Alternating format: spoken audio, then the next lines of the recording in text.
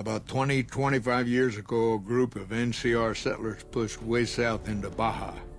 I guess it doesn't seem so far now if you look at a map, but back then they were out of ways. They built this little shanty town around a well in the middle of nowhere. Called it Rattletale. Word got back to one of our stations that raiders had been attacking the place. I went out with 6 rangers. We must have been on the trail for a week before we got to Rattletale.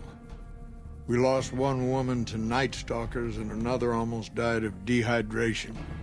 When we reached the place, it's 6 shacks set up around an old well. There's over 24 bodies lying in the dunes way outside of town and 5 men with .308 rifles crouched behind sandbags. And these bodies, these people out in the sand, they aren't raiders, aren't even heavily armed. They're just people who were trying to get to the only well in 50 miles. I didn't have to talk to the men to see that they did not care one bit. They had planted an NCR flag over the well. They would not budge until every last one of them was laid out dead and cold.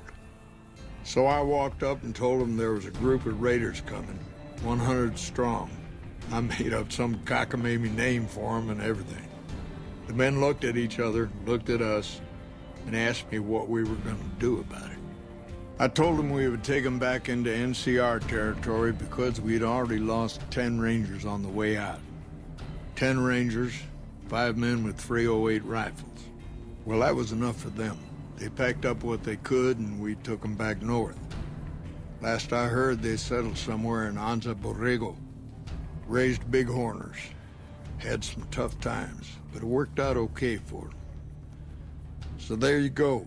That's my one bit of good.